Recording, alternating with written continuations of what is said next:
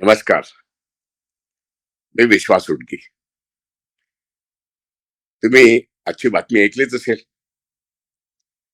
अमेरिकेतल्या सुप्रीम कोर्टाने ट्रम्पने जगभर विविध देशांशी त्या प्रत्येक देशावरती आपल्या मनाच्या पद्धतीने म्हणजे हुकमान्वये जे आयात कर लावलेले आहेत, ते कसं त्याच अमेरिकेच्या संविधानाच्या विरोधात आहे आणि म्हणून ते रद्द करा, असाच निकाल दिलाय. पण ट्रम्प कोणाचे ऐकतात का? ट्रम्पला कोणाची ऐकायची सवयच नाही. हुकुमशहा हे असेच असतात. आता लोकांनी निवडून दिलेले लोक हुकुमशहासारखे वागायला लागलेत, असं चित्र जगभरच्या देशांमध्ये दिसायला लागलेलं आहे. आपण आपल्या देशात बघतोच आहोत. पण आपल्या देशाच्या प्रमुखांची मान कशा पद्धतीने अडकवण्यात आलेली आहे आणि अडकलेली आहे, हे राहुल गांधींनी पार्लमेंटमध्ये अत्यंत सुंदर पद्धतीने सांगितलं. त्यासाठी त्यांनी कराटे, जुडो म्हणजे हे मार्शल आर्टचे जे प्रकार आहेत, ज्याच्यामध्ये ते स्वतः एक निष्णात आहेत, ते ब्लॅक बेल्ट आहेत. त्यांनी ते समजावून सांगितलं की मोदींची मान कशी ट्रम्प कडून अडकलेली आहे. पण मोदींची मान अडकली, अदानींची मान अडकली, म्हणून देशांची आपली मान का अडकवावी? हा खरा प्रश्न आहे. जनतेने मोदींना ते शरण गेले म्हणून जनतेने शरण आलं पाहिजे का? हा खरा प्रश्न आहे. आणि म्हणून मोदी कसे वागतात, ट्रम्प सांगतील तसे वागतात. तसं त्यांनी वागलं नाही तर काय होईल? तसं वागलं नाही तर त्यांना पर्यायच नाही. ट्रम्प म्हणतात, मोसाद म्हणते, त्या पद्धतीनेच मोदींना, अदानींना आणि त्यांच्या काही जवळच्या लोकांना वागावं लागेल. तर नावं आलीच आहेत ना, हरदीप पुरी आहे, अनिल अंबानी आहे आणि आता किती लोकांची नावं येत आहेत आणि आता तर एफसीचे फक्त 50%च फोटोग्राफ्स आले आहेत, फाईली आल्या आहेत, मेल्स आले आहेत. अजून 50% यायचे आहेत. आणि म्हणून राहुल गांधींनी तो नरवणेच्या प्रश्नामध्ये अवदान आणलं आणि हे दोन महारथी पळून गेले. हे दोन महारथी भाजपचे पळून गेले आणि ते तोंडच दाखवत नाहीत, बोलतच नाहीत. सतत हिंदू मुस्लिम चालू आहे आसाममध्ये जाऊन. कारण तिकडे इलेक्शन्स आहेत. मार्चमध्ये इलेक्शन जाहीर होतील, एप्रिलमध्ये इलेक्शन होऊन जातील. त्यांना हिंदू मुसलमान केल्याशिवाय आणि त्यांचा अजेंडा राबवल्याशिवाय त्यांना त्यांची मतपेटी भरणार नाही असं वाटतं. देशाचं कितीही नुकसान झालं तरी ते हेच करत राहत आहेत.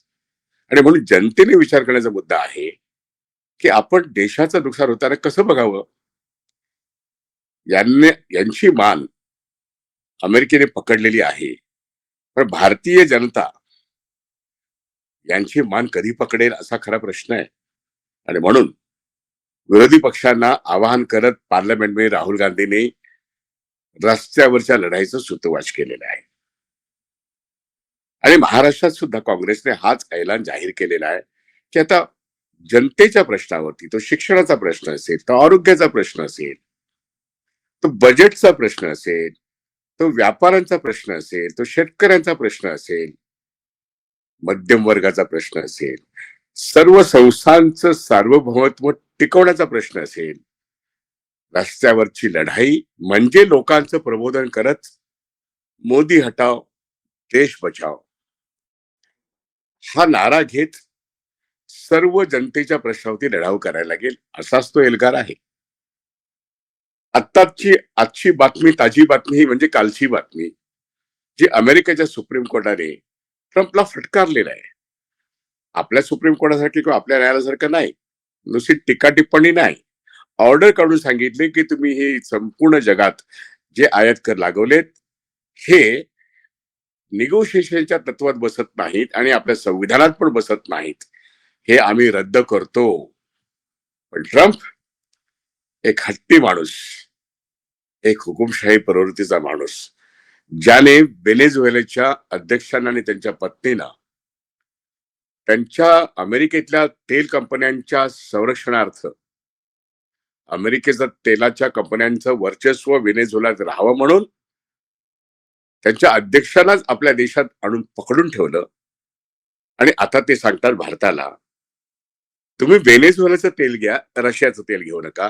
हे डिक्टेशन मोदींना मान्य आहे. इराणचं तेल घेऊ नका, रशियाचं तेल घेऊ नका. अरे भारताला सांगणार तुम्ही कोण? पण मोदी ऐकतात ना, म्हणून नरेंदर इज सरेंडरिंग. आणि आता अमेरिका भारत व्यापार करार नुसतं स्टेटमेंट निघालंय, अजून करार व्हायचा आहे. मागचं पार्लमेंटचं सेशन बजेटचं हे 13 फेब्रुवारीला संपलं. त्याच्या आधीचा आठवडा राहुल गांधींनी गाजवला आणि मोदींना काढता पाय घ्यायला लागला. तोंडच बंद केलं, एक शब्द बोलत नाहीयेत.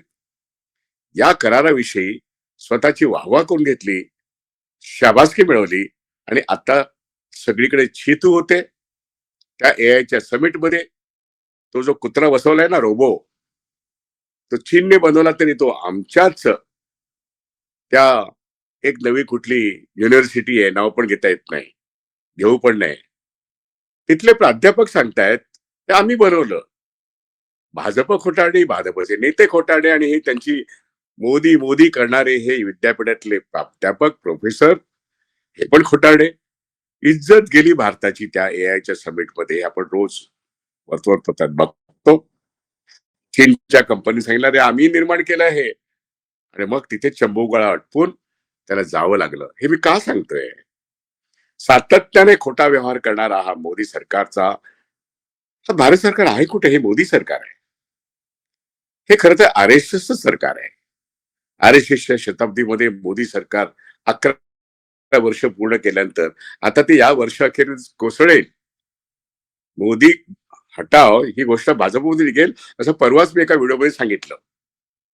आता मोदींवरती जे प्रेशर आहे की संपूर्ण अमेरिकेच्या सुप्रीम कोर्टने ट्रम्पना फटकारलंय, आपल्या भाषेत कानाखाली वाजवलंय ट्रम्पच्या, तरी ट्रम्प हा हट्टी असल्यामुळे त्यांनी त्याचा सूड म्हणून तुम्ही मला हे करू नका सांगता का, म्हणून त्याने सर्व देशांवरती 10% ग्लोबल टॅरिफ म्हणजे टॅक्स वाढवला आहे.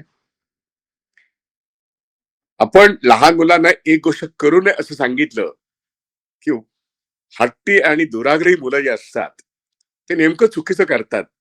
माकड चेष्टा त्याला आपण म्हणतो. असाच प्रकार ट्रम्प तात्याचा आहे.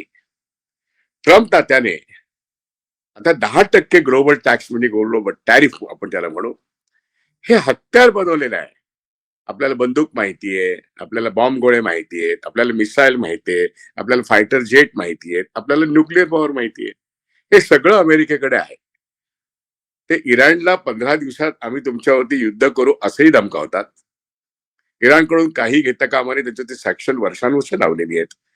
भारताला सांगतात की तुम्ही एवढा टॅक्स 50% भरा, कारण तुम्ही रशियाचं तेल, हे तेल ते कर, असं करू नका, तसं करा वगैरे वगैरे. आणि आता 18% सेटल झाल्यानंतर आपल्याकडे टाळ्या वाजवणारी माकडं 0% ते 18%, 0% ते 3%, 3% ते 18%, 50%वरून आम्ही 18%वरती आलो म्हणून कॉलर टाईट करणारी, काय बोलावं त्या लोकांना? ढोल वाजवतात स्वतःचे. आता काय करणार? ते 18%चे 28% होणार आहे, कारण 10%चा ग्लोबल टॅरिफ आता 18%वर 28% झाला. तो सर्व देशांना 10%ने वाढलाय. आता आधीच अमेरिका भारत डील हा भारतीय शेती व्यवस्थेला आणि शेतकऱ्याला आत्महत्या करायला प्रवृत्त करणार आहे. पियुष गोयल खोटं बोलतात, शिवराज चौहान खोटच बोलतात, हरदीप पुरीला तर लाजच नाहीये. मोदींना डिफेंड करण्याच्या एका आवेशामध्ये ते कोणाची तळी उचलून धरतायत. एफस्टीनने त्यांची मान पकडलेली आहे, ट्रम्पने त्यांची मान पकडली आहे, आणि अजूनच मान अडकलेले असताना जे पेगासस मध्ये अडकलेले आहेत, जे अदानीला हायफा बंदर मिळवून दिलं 2014-15चा काळ आठवा, तिथे जाऊन नाचलेले हे लोक. त्याचं संपूर्णपणे व्हिडिओ चित्रण एप्स्टीन हा इस्रायलसाठी मोसादसाठी काम करणारा एक अत्यंत विकृत, त्याला उद्योगपती म्हणा, त्याला काही म्हणा, तो एक विकृत यंत्रणा वापरत चाइल्ड सेक्स, वुमेन सेक्स आणि ड्रग ट्रॅफिकिंग करणारा कुख्यात असा आंतरराष्ट्रीय हेरगिरीमध्ये मोसाद सारख्या संघटनेसाठी काम करणारा माणूस आहे. बिलियन्स ऑफ डॉलर्स कमवून झाले जगभरच्या पॉलिटिशियन्स, उद्योगपती, खेळाडू, सिनेनट, जगभरचे जे कोणी नामवंत असतील त्यांना कॅमेरामध्ये कैद केले त्यांनी, आणि तो स्वतःच जेल भोगून आता जगात तो नष्ट झालेला आहे. पण त्याचे पुरावे, ते पुरावे आज सगळ्यांचा पिछा सोडत नाहीये, इन्क्लुडिंग बिल गेट्स आणि ट्रम्पची बायको. आपल्या देशातले 5-6 लोकांची नावं आत्ता आलेली आहेत, ती तुम्हाला सगळ्यांना माहिती आहेत. त्यामुळे मान अडकलेली आहे. पण मुद्दा असा, यांची मान अडकली म्हणून भारतीय जनतेची मान अडकलेली आहे. आमच्या शेतकऱ्यांची, कामगारांची, भारतीय सार्वजनिक क्षेत्रातल्या बँका, विमा, पब्लिक सेक्टर हे विकायला काढलं या देशाच्या सरकारांनी. त्यातून भारत हा कुठल्या अवस्थेत जाऊन पोहोचेल? आपल्या अर्थव्यवस्थेचे आकडे अत्यंत बकवास आहेत, बोगस आहेत. आपण 4.18% म्हणजे ट्रिलियन, टक्के नव्हे ट्रिलियन, 4.18 ट्रिलियन हा आपला जीडीपी असं सांगतो आपण, बकवास आहे. आपल्या अनऑर्गनाइज सेक्टरचं कुठेही नोंद नाहीये आपल्या जीडीपी मध्ये. आपले आकडे हे मग वर्ल्ड बँक घेते, मग IMF घेते, मग रेटिंग एजन्सी घेतात. खर तर 3.5 ट्रिलियनच्या पुढे आपली इकॉनॉमी, जीडीपी गेलेलीच नाहीये. आपले सगळे इकॉनॉमिक इंडिकेटर हे फर्स्ट आहेत, फोर्स्ड आहेत. आपल्या बजेटमध्ये कधीही आपल्या जीएसटीचा किंवा संपूर्ण टॅक्सेशन, संपूर्ण स्टेट इन्कम, सेंट्रल कॅग रिपोर्टच नाहीयेत. वर्षानुवर्ष कॅग नाहीये. सगळे आकडे, उत्पन्न जे येतं ते पैसे सायफर आउट कुठे होतात हे लोकांना कळलेलं आहे. पण कॅग कुठे सांगतोय? कॅग कधीतरी एखादा रिपोर्ट देतो. नितीन गडकरींचे रोड्स मध्ये किती भ्रष्टाचार झाला, युपी मध्ये, उत्तर प्रदेशमध्ये भ्रष्टाचार किती झाला, बिहारमध्ये भ्रष्टाचार किती झाला, पूल कसे कोसळले, इन्फ्रास्ट्रक्चरच्या नावाखाली कुठे पैसे गेले आणि कुठे सायफन आउट झाले, अशा अनेक गोष्टी कॅग मध्ये आल्याच नाहीत, ज्या आणि आलं तेही भयानक आलं.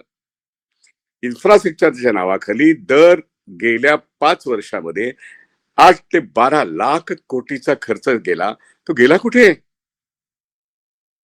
स्मार्ट सिटी मधला पैसा गेला कुठे? स्मार्ट सिटी कुठे झाल्याच नाहीत, ते अधिक बकाली पण आलंय. आणि सामान्य माणसाचं शिक्षण, हजारोनी शाळा महाराष्ट्रात बंद पडतायत, देशात बंद पडतायत, शेकडोनी हॉस्पिटल्स बंद पडतायत आणि लोकांना काही मिळत नाही. ज्या ठिकाणी काँग्रेसने राईट टू हेल्थ सारखा कायदा, होय, राजस्थान सरकारने केला होता, तो दिल्लीमध्ये झाला असता तर राहुल गांधी पंतप्रधान झाले असते तर. पण 240 वरती येऊन भाजप थांबलं आणि इंडिया अलायन्स ची ताकद वाढली. पण भाजप सरकार नितीश बाबू आणि चंद्राबाबू टिकलं आणि पुन्हा भारताची पिछेहाट सुरू झाली. कसला आलाय राईट टू हेल्थ, कसला आलाय राईट टू एज्युकेशन, कसला आलाय तुमचा राईट टू वर्क? मनरेगाची वाट लावून टाकले या मोदी सरकारने. 90,000 कोटीपर्यंत खर्च करावा लागला. आता तो हक्क कायदा हा बर्बाद करून टाकला. असे मोदी सरकार जनतेची बर्बादी करत देशाच्या अर्थव्यवस्थेची वाट लावत असताना या देशातली जनता, माध्यम विकली गेलेली आहेत. सरकार आपल्याकडचे ऍसेट मॉनिटायझेशन पाईपलाईन मधले सगळे ऍसेट विकायला काढतायत. अशा अवस्थेत आपल्या देशाचं सरकारच जनता द्रोही झालेलं आहे. कारण यांची मान ट्रम्पकडे अडकलेली आहे आणि इस्रायलकडे अडकलेली आहे, मोसादकडे अडकलेली आहे. आज मोसाद मोकाटपणे भारतामध्ये धुमाकूळ घालतंय. पेगासिस जोरदारपणे काम करते काही लोकांसाठी. इस्रायलकडे गहाण पडलेले आपले लोक, तिथलं हायफा बंदर ज्या गौतम अदानीकडे आहे, तिथे इराणने तिथे बॉम्बिंग केल्यानंतर त्याची धुळढाण झाली होती. पण तरीही आमचे साहेब चालले इस्रायलला, कारण आणखी कोणाला तरी वाटतं की त्यांनी इस्रायलला जावं. एप्स्टीनने हे सिद्ध केलेलं आहे की इस्रायलला मोदी का गेले आणि कोणासाठी नाचले. त्यामुळे ट्रम्प सांगतात ते मुकाट्याने ऐकायला लागतं. 50% 18% आणलं टॅरिफ म्हणून ढोल वाजवणाऱ्यांना आता ट्रम्पला थप्पड बसली सुप्रीम कोर्टातून. त्यांच्या आपल्याकडची न्यायालय म्हणजे सातत्याने वाकणारीच आहेत. जनतेच्या विरोधात गेल्या 11 वर्षात न्यायालयांनी जेवढा अन्याय केलेला आहे, माध्यमांनी जेवढा अन्याय केला आहे, या मोदी सरकारने जेवढा अन्याय केलेला आहे सगळ्या समाज घटकांच्या विरोधात, याचं कारण न्याय व्यवस्थेची मान मोडलेली आहे. पण अमेरिकेत आत्ताची सारी जजेस हे ट्रम्पने जरी नेमलेले असले तर ट्रम्पच्या चुकीच्या गोष्टीला ट्रम्पला ते धडा शिकवतात. आणि म्हणून तिथल्या डेमोक्रेटिक पक्षाच्या लोकांनी जे प्रश्न उपस्थित केले त्याबद्दल त्यांना धन्यवाद द्यायला लागतील. सगळे आयात कर चुकीचे आहेत हे तिथल्या सुप्रीम कोर्टाने सांगितलं. मग ट्रम्प वैतागला आणि ट्रम्प त्या म्हणतायत आता 10% सर्व देशांवरती मी कर वाढवणार आहे आणि म्हणून 18%चा 28% झाला. आमचे मंत्री अजूनही बोलती बंद झाली, त्यांची तोंड दाखवत नाहीयेत. आणि 9 मार्चला पार्लमेंट उघडेल तेव्हा राहुल गांधीला बाहेर काढायला निघालेले ते निशिकांत दुबे, राहुल गांधीला बाहेर काढणं हा खाऊ नाहीये. भारतीय जनता पक्षाला हादरवून टाकणारे राहुल गांधी 9 मार्च नंतर एक प्रचंड मोठं रूप, संपूर्ण या देशातली जनता आज राहुल गांधी भोवती एकवटते आहे, असा हा कालखंड आहे. मोदी लपून लपून कुठे लपणार. भारतीय जनता पक्षालाच त्यांना बाहेर काढावं लागेल अशा तऱ्हेची परिस्थिती आज देशात निर्माण झाली आहे. विदेशातून इस्रायलमधून जे असलेलं प्रेशर, सीआयचं आणि मोसादचं त्यांनी मान आवडलेली आहे.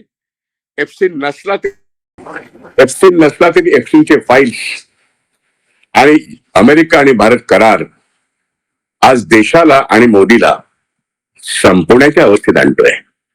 देश महत्वाचा आहे, मोदी महत्वाचे नाहीयेत. आणि म्हणून देशातल्या जनतेने आपल्या देशाच्या हितार्थ अमेरिकेची ही दादागिरी कामा नये. आणि म्हणून सुप्रीम कोर्टाने ट्रम्पला त्यांच्या जरी कानफडत लगावली असली तरी आपल्या देशातल्या सरकारला आपलं सुप्रीम कोर्ट आणि आपली जनता कशा पद्धतीने वठणीवर आणते हे बघणं महत्वाचं आहे. लोकांचं डोकं, तर खांद्यावरचं आपलं डोकं जर वापरायचं असेल तर देश मोठा आहे, व्यक्ती मोठी नाही. देशाची बर्बादी आपण बघू शकत नाही. आणि म्हणून जनतेने उठाव करण्याची गरज आहे. ट्रम्पच्या विरोधात तिथली पण जनता लढते, तिथलं न्यायालय पण लढते. या देशामधली जनता लढायला उत्सुक आहे, पण लढायला मार्ग लागतो. आणि त्या दृष्टीने आजचा हा व्हिडिओ लोकांनी सुप्रीम कोर्ट अमेरिकेचं काय म्हणतं हे समजून घ्यावं. मोदीची मान अडकली तर अडकू दे, मोदीने देशाची बर्बादी केली आहे. पण भारतीय जनतेची, शेतकऱ्यांची, कामगारांची मान अडकली जाते. त्यांची आत्महत्या वाढणार आहे, त्यांची बेकारी वाढणार आहे, त्यांची महागाई वाढणार आहे. याविषयी आपण जागरूकता दाखवली पाहिजे. त्यामुळे 10% टॅरिफचा अर्थ काय हे सांगण्याकरता मी हा व्हिडिओ केला. आपण तो लाईक करावा, होय आपण तो शेअर करावा. त्यातून जनतेचं प्रबोधन होईल. नाही तर माध्यम हे काही सांगतच नाहीत, आपणच सांगितलं पाहिजे. आज भारताला अतिशय वाईट दिवस ट्रम्प आणि या देशातल्या, जगातल्या साम्राज्यवाद्यांनी आणलेत. आंतरराष्ट्रीय भांडवलदार आणि या देशातला भांडवलदार भारतीय लोकशाहीचा त्याच्या भोवती हा विळखा आहे. आपल्याला लोकशाही महत्वाचं आहे, आपल्याला डॉक्टर बाबासाहेब आंबेडकरांचं संविधान महत्वाचं आहे, आणि म्हणून भारतीय लोक हो जागे व्हा. ट्रम्पची हुकुमशाही आणि मोदीची पण हुकुमशाही चालणार नाही. आमचं संविधान, आमचा देश आम्ही चालवू, आम्ही कुणाचाही हस्तक्षेप चालवून घेणार नाही. म्हणून जागा व्हा, लढ्यात सज्ज व्हा. हेच डॉक्टर बाबासाहेब आंबेडकरांनी आम्हाला सांगितलं, ते आपण करूया. सुप्रीम कोर्टच्या निर्णयाप्रमाणे ट्रम्प यांना खरं तर त्याची अंमलबजावणी करावीच लागेल. अमेरिकन जनता रस्त्यावरती येणार, सुप्रीम कोर्टने त्यांना आदेश दिलेला आहे, तो त्यांना फॉलो करावाच लागेल. पण रागाच्या भरामध्ये सुप्रीम कोर्टात काय मला शिकवणार असं म्हणत त्यांनी उलटच करून दाखवलंय. म्हणजे ग्लोबल टॅरिफ हा 10% वाढवला, म्हणून तो भारताला 18%च्या ऐवजी 28% भरायला लागेल. आणि इथे पुन्हा एकदा ट्रम्पना काहीही उलट बोलण्याची किंवा हा करार मी रद्द करतो याच्यात भारतीय जनतेचा अपमान आहे असं एकही शब्द ना पियुष गोयल बोलू शकत, ना मोदी बोलणार. आणि सरेंडर झालेले नरेंद्र यांना तोड दाखवायला जागा नसली तरी त्यांची मान अडकलेली आहे. म्हणून जे राहुल गांधींनी बरोबर करून दाखवलं, मार्शल आर्ट्स मध्ये कशी मान अडकलेली असते तशी ट्रम्पने यांची मान अडकवलेली आहे, एप्स्टीनने यांची मान अडकवली आहे. त्यामुळे भारतीय जनता अधिकाधिक त्रासात सापडणार आहे हे समजलं पाहिजे. आपण इथेच थांबलं पाहिजे. देशाने ट्रम्पची दादागिरी मान्य करताच कामा नये, पण मोदींची पण दादागिरी मान्य करता कामा नये. प्रश्न आपला आहे, देश कुणाही व्यक्तीपेक्षा मोठा आहे. देश वाचवण्यासाठी आपण सक्रिय व्हायला पाहिजे, हेच या ठिकाणी आपण समजून घेणं आवश्यक आहे. धन्यवाद. इथेच थांबतो.